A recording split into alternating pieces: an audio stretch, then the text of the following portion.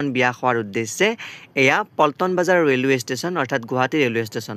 মই আজি দ্বিতীয়খন বিয়া খাবলৈ যাবলৈ ওলাইছোঁ পাঠশালাৰ ডুবিৰ ওচৰতে থকা বন্দনাৰ ঘৰলৈ। মই যাম ৰেলৱে ষ্টেচনৰ পৰা ৰেলেৰে যাম আজি।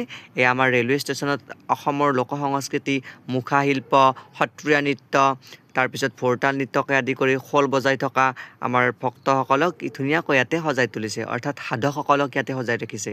তাৰপিছতে মই ৰেলখনৰ অপেক্ষাৰত হৈ আছোঁ। মই যাম মানস ৰাইনো এক্সপ্ৰেছখনত। এয়া মানস ৰাইনো এক্সপ্ৰেছ আহি উপস্থিত হৈছে।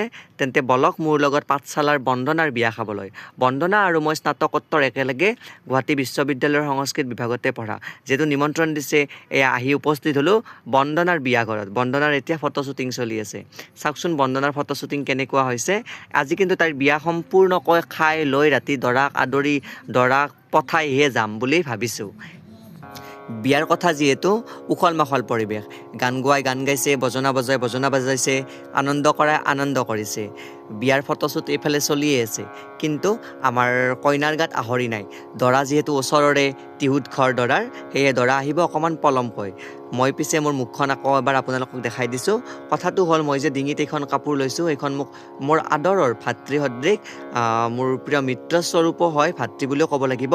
সি কুমাৰ ভাস্কৰ বৰ্মা বিশ্ববিদ্যালয়ত স্নাতকোত্তৰ পঢ়ি আছে। সি মৰমেৰে এখন উপহাৰ দিছে মোক জোনবিল মেলাৰ পৰা কিনি আনি। ইয়াৰ মাজেৰে মই তাক বহু ধন্যবাদ জনাইছোঁ এনেকুৱা উপহাৰ দিয়াৰ কাৰণে। আপোনালোকে অলপমান মোক উপহাৰ দি থাকিবচোন, মন চন ভাল লাগে তেতিয়া। তাৰপিছত ভিডিঅ'ত বহুখিনি গান বাজি আছিলে, গানখিনিত কপিৰাইট লাগিব বুলি মই মিউট কৰি দিছোঁ। এয়া আহি পালে আমাৰ দৰা প্ৰায় 12:30 বাজু হৈছে। এয়া বোমাৰ আতংক আৰম্ভ হৈছে। এয়া হৈছে দৰাৰ আগমনী বাৰ্তা। দৰা একেবাৰে আহি পেলাই বোমা বাৰু ফুটাই একদম কইনাক নিয়াৰ উখল মাখল পৰিৱেশ, মুঠতে বিয়া পাতিহে এৰিব। এনেকুৱাকৈ বিয়া কৰাব কাৰ কাৰ মন আছে মোক কমেণ্ট কৰি জনাবচোন। আৰু যদি বিয়াখন চাই ভাল লাগিছে লাইক কমেণ্ট শ্বেয়াৰ কৰিব, আৰু জনাব মোক কোনোবাই চিনি পায় নেকি আপোনালোকৰ বন্ধু সদৃশ যিখিনিক লগ পাইছোঁ, হয়তো বিয়া খোৱা কোনোবা মোৰ লগত ইয়াতে ফ্ৰেণ্ডত আছে নেকি, কমেণ্ট কৰি জনাব। তেন্তে বলক আমি দৰাক আদৰোঁ। এয়া দৰাৰ গ্ৰুপে একেবাৰে হালি জালি নাচি বাগি আহিছে। ময়ো তেতিয়া তাৰ মাজতে অকণমান নাচি দিম বুলি ভাবিছিলোঁ, কিন্তু যিহেতু অচিন ঠাই, অচিন পৰিৱেশ, অচিন ব্যক্তি, নাচি দিয়াৰ লগে লগে কাৰোবাৰ গাতেগা লাগিব, গাতেগা লাগিলে কাজিয়া হ'ব, কাজিয়া হ'লে মোৰ নাকটো ভাঙিব, নাকটো ভাঙিলে মই ঘৰলৈ আহিব নোৱাৰিম, আৰু যি মোৰ ডাঙৰ নাকটো, সেই নাকটো ভাঙি গ'লে আপোনালোকে মোক আকৌ চাব জানো? তেতিয়াহ'লে তাতেই সীমাবদ্ধ ৰাখি মোৰ ইন্দ্ৰিয় সংযম কৰি তেওঁলোকৰ আনন্দকে মই উপভোগ কৰিলোঁ। এয়া আমাৰ দৰা এখোজ দুখোজকৈ আহিব ধৰিছে। তাৰপিছতে দৰাক আগুৰিলে, আগুৰি তেওঁৰ সুন্দৰকৈ পৰিচয় ল'লে। আপোনালোকৰ ফালে এনেকুৱা পৰম্পৰা আছেনে? কমেণ্ট কৰি জনাব, আৰু ভিডিঅ'টো মোৰ লগতে চাই থাকিব।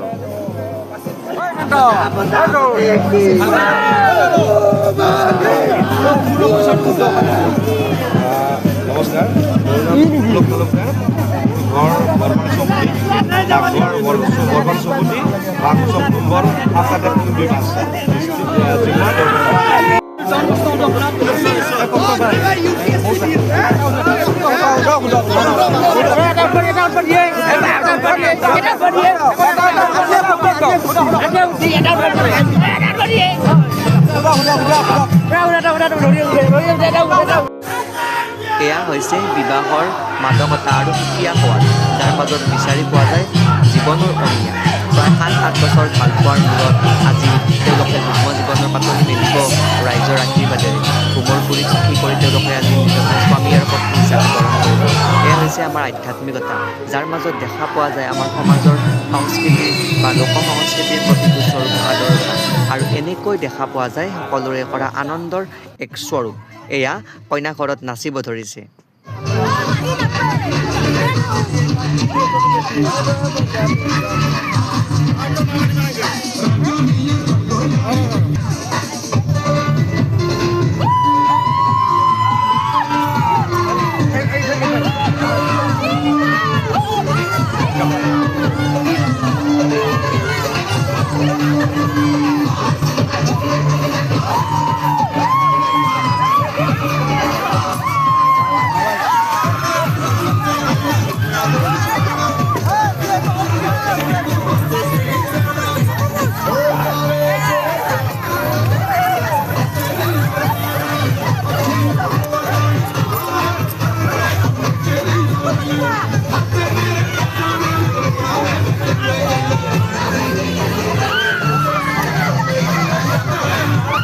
তাৰপিছতে আৰম্ভ হ'ল চাউল ছটিওৱা পৰম্পৰা যেতিয়া দৰাক আদৰি নিয়ে ভৰিখন ধুৱাই তেতিয়া এনেকৈ কইনা ঘৰে চাউল ছটিয়াই অৰ্থাৎ তেওঁলোকক আদৰে কিন্তু ইয়াতে দেখা পালোঁ দৰা ঘৰেও চাউলৰ টোপোলা লৈ আহিছে নাজানো এইটো প্ৰথা আপোনালোকৰ ফালে আছেনে নাই জনাবচোন দৰা ঘৰেও এনেকৈ চাউল লৈ আহে নেকি স্প্ৰে মাৰা দেখিছিলোঁ বাৰু এনেকৈ চাউল ছটিওৱা মই দেখা নাছিলোঁ কিন্তু কইনা ঘৰে ছটিওৱা দেখা পাওঁ অকণমান নিয়ম কৰে তেওঁলোকে কইনা ঘৰে এয়া ৰূপ এয়া হৈছে আনন্দ কিজানি এয়া আনন্দ কৰিছে সকলোৱে আপোনালোকে জনাবচোন আপোনালোকৰ ফালে এনেকুৱা প্ৰথা আছেনে নাই তাৰপিছত দৰা এনেকৈ শহুৰেকে এখন পাত্ৰতকৈ চাকি বন্তি আদি লৈ ধুনীয়াকৈ বৰণ কৰি লৈ যায় বা বৰি বৰি লৈ যায় একেবাৰে শ্ৰাদ্ধগুৰিলৈকে তাৰপিছতে কইনাৰ দেউতাকে বিষ্ণু স্বৰূপ বৰক বৰি নিয়াৰ কাৰণে হাতত থালখন লৈ এইফালে ৰখি আছে এটা বিশেষ বস্তু দেখুৱাইছোঁ আপোনালোকক চাওকচোন কি বস্তু হয় কিয় আনছা এযোৰ কিমান মানি কিমান ল'বা 5,000 ওপৰত আহিব ন কাৰণ বন্দনা লাষ্ট বিয়া একবাৰে বিয়া আমি আছোঁ ন বন্দনা আমাৰ এমাউণ্টটো হেভি হ'ব লাগিব এয়া হৈছে এক আনন্দ দৰাৰ চেণ্ডেলযোৰ বা জোতাযোৰ আনি লুকাই থৈ অলপমান পিছত মাননি লয় কিন্তু এইটো আমাৰ প্ৰথা হয়নে নহয় মই নাজানো মই কিন্তু দেখি আছোঁ এইটো পৰম্পৰা কৰি গৈ আছে বহুতে কিন্তু আমাৰ প্ৰথাটো এইটো লিখিত ৰূপত মই পোৱা নাই আপোনালোকে মোক জনাবচোন কোনোবা যদি সদাশয় ব্যক্তি এই বিষয়ে ভালকৈ জানে মোৰ এইটো ভিডিঅ'ৰ তলতে কমেণ্ট কৰিব নতুবা মোক যোগাযোগ কৰি জনালেও মই আনন্দিত হ'ম তেন্তে হ'লে বলক আকৌ বিয়াখন ভালকৈ চাওঁ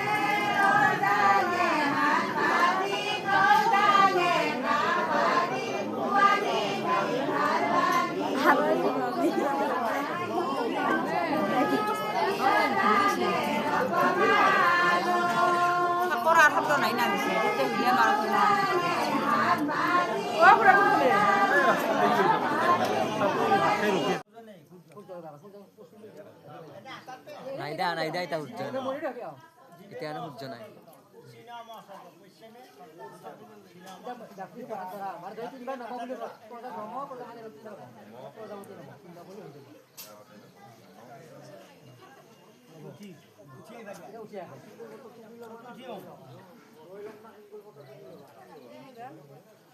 দৰাৰ লগত অহা ছোৱালীকেইজনীয়ে ঘূৰি ঘূৰি মোক চাই আছে ল'ৰাজন বৰ ধুনীয়া পতাই লাভ নাই কোনোবা আছে যেন পাইছোঁ পতালেহে গম পাব কোনোবা আছেনে নাই আকৌ এবাৰ দেখুৱাই দিছোঁ আপোনালোকক এয়া হৈছে প্ৰজাপত্য বিবাহৰ নিয়ম অলপ আগতে আপোনালোকে শুনিলে নহয় শ্ৰী শ্ৰী প্ৰজাপতয় নমঃৰ বুলি বা প্ৰজাপতয়ে বুলি কিবা এটা মন্ত্ৰ উল্লেখ কৰিছে ঠিক তেনেকুৱা এয়া হৈছে আমাৰ প্ৰজাপত্য বিবাহ বা আমাৰ লোক সংস্কৃতিৰ বা হিন্দু সংস্কৃতিৰ মুখ্য এবিধ বিবাহ প্ৰথা য'ত এই প্ৰজাপত্য বিবাহ বুলি লিখা থাকে বা বিবাহৰ পত্ৰখনতো লিখাই থাকে শ্ৰী শ্ৰী প্ৰজাপতয়ে নমঃ বুলি শেষত এয়া বিবাহ সম্পূৰ্ণ হ'ল পুৰোহিতগৰাকীয়ে বিবাহিত দম্পতীক আশীৰ্বাদ দিলে যুগ্ম জীৱনৰ শুভকামনা জনালে আমিও জনালোঁ যুগ্ম জীৱনৰ শুভকামনা তেওঁলোকৰ জীৱন সুখৰ হওক আৰু হৰগৌৰী বসতি কৰক বুলি আমি কামনা কৰিলোঁ দুইখন বিবাহে সুকলমে সম্পূৰ্ণ হৈ গ'ল আৰু আমি ভাবিছোঁ যে দৰা কইনাই নিজৰ যুগ্ম জীৱন সুখেৰে আগবঢ়াই লৈ যাওক তাৰপিছত এয়া কাৰ্যসূচী হৈছে